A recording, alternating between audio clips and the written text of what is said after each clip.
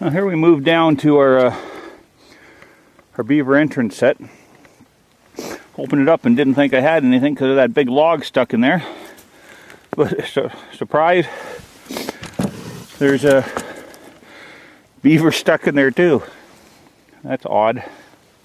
Usually you get a big chunk of poplar like that stuck in there and you're not going to have a beaver in it. But I'll take it. It's a large medium beaver, so I guess there was more than 2 beavers in here. So we'll move down and check some more traps. Okay, we're out on the trail there. I just dropped off a deer hunter. Yesterday we were out, never got no deer. Didn't set any traps, didn't check anything. I was just busy cutting trail. But I just put in at a beaver pond. I'm going to set up with some snares there later on. Maybe tomorrow if I remember to bring them with me. But there's a bunch of weasel tracks here. So I carry a couple of these weasel traps everywhere I go. Now that they've turned white. It's the, you know, the big wooden platform rat traps. I lost the trigger on that one, it's down there. And I've got some weasel boxes that I set up. But the ones that I carry with me have the trigger prong turned up, the bait prong. And I shove a little piece of meat on there, like so. Put a nail in the tree, down at ground level. And this could be, I use these for squirrels too. If I'm at a Marten box where the squirrels keep springing the traps, I'll set a few of these and get rid of the squirrels so they quit springing my Marten traps. But just nail it on, and don't forget to wire it. Because if a mink comes along, or a Marten, and gets that caught on his head or his foot, and it's not wired, he'll run away with it. If it's wired on there good, he'll at least just pull out of the trap and not steal your trap on you. So one red squirrel, and then this Marten over here by the camp again. In that box there. Just a little female Marten.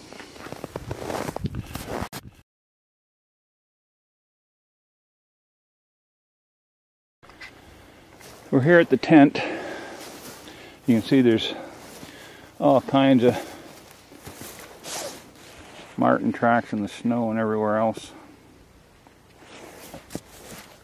All around here. The beaver carcass under here, they've been down in there eating. I've got a kind of a cubby on a pole set there with a 220. That was sprung with a squirrel in it that had been eaten. And I've been looking for Marten tracks just all over the place. They actually went into the tent too. Chewing on that bag of fish heads right there. The mink bait. But anywho, like I'm gonna get the fire going. Always keep a pile of kindling cut when you're out in the bush, in case you fall through the ice or something and you're wet. You don't got time to cut some kindling for a fire. So, anyways, I'm gonna get a fire going and then go down and check the mink traps on the river.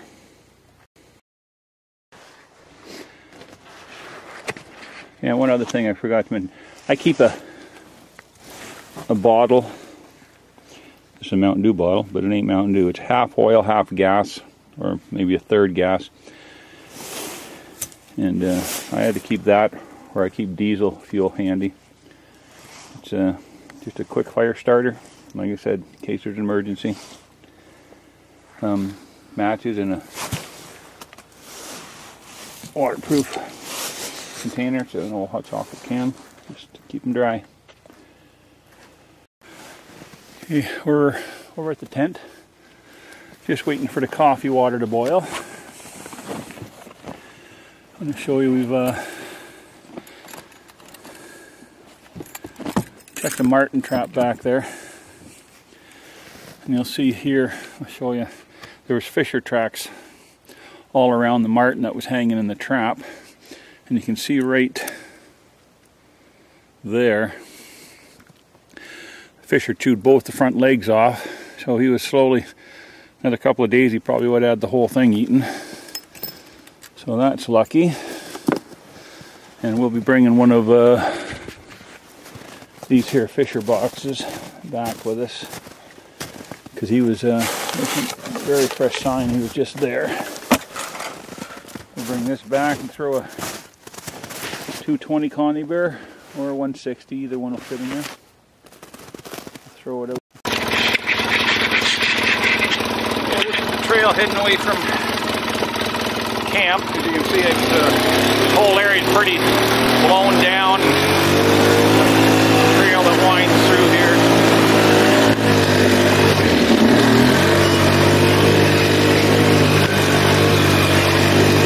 More of a skidoo trail than a quad trail, but until I got enough snow, not much I can do about it.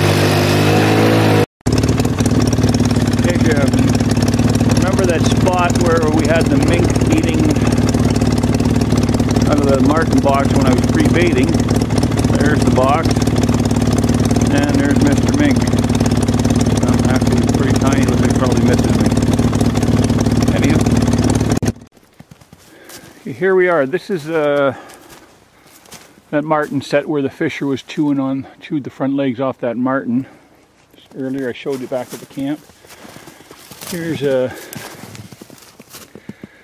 tracks where he was messing around. He's gone up there. So I dropped in this Fisher box right here.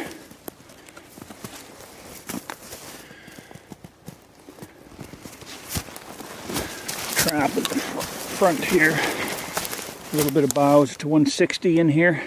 A little bit of boughs covering. You can. Okay, we're at the last two sets. There's a Marten set in here and a Fisher set. And then we turn around and head home. Bring a Connie bear in with us just in case. I'll bring a 120. I don't know whether it's worthwhile bringing in a 220, but I can walk back if there's nothing. Oh, got a Marten.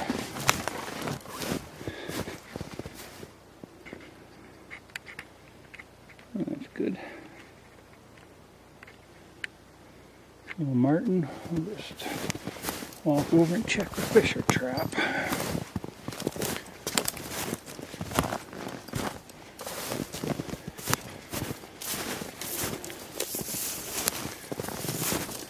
I guess really it's a Fisher / Marten trap.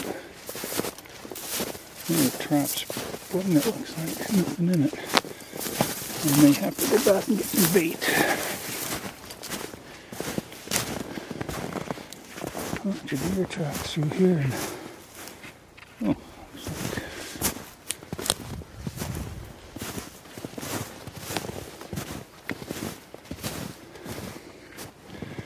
there's the 220 sprung. Let's see, do I need a bait? Oh yeah, of course. There's nothing left in there. Looks like there's probably the freshest tracks here are Marten. So maybe that's what sprung it. But anyways, we'll head back and take this Marten out and then come back with some bait.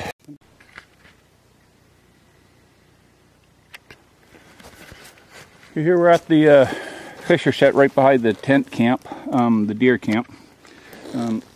Anyways, just pulled this Marten out. Got caught last night. Nice medium-sized male Marten, but nice fur on him. You'll notice the trigger position on the, I don't know if you can see it from there. Especially with a 220, it's important to have it set like that so they kind of try and sneak through that opening there, and then you have a little bit of brush in front of it to get them to fight their way through, and spring it. I got it set on the easiest notch. And then loosened up the trigger a little bit, but anyways.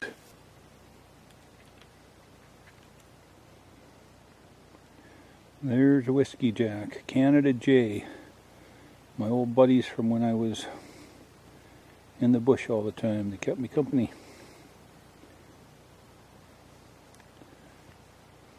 Otherwise known as Gorbies or Camp Robber Jays, because of what they're doing right now. That's a deer gut pile from the deer we shot yesterday.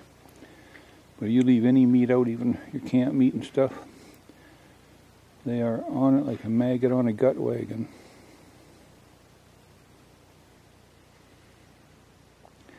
And they rip off chunks, rip off pieces. You get a big enough piece, they'll fly away and stick it on a branch somewhere to save for later. But this guy is just gobbling that as fast as he can. That's what he's eating, is all the fat from inside the deer. Had an easy fall so far. The deer are super fat.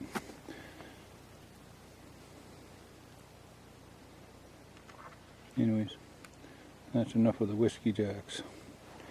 Yeah, actually the one deer hunter we had a couple years back, he came out of the bush the first day and he goes, holy man, you ought to see the supercharged chickadees they got around here. But these birds there, you're out on your tree stand and you put a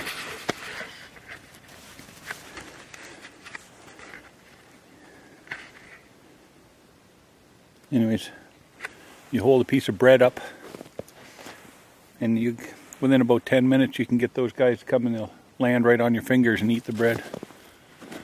They're pretty tame birds.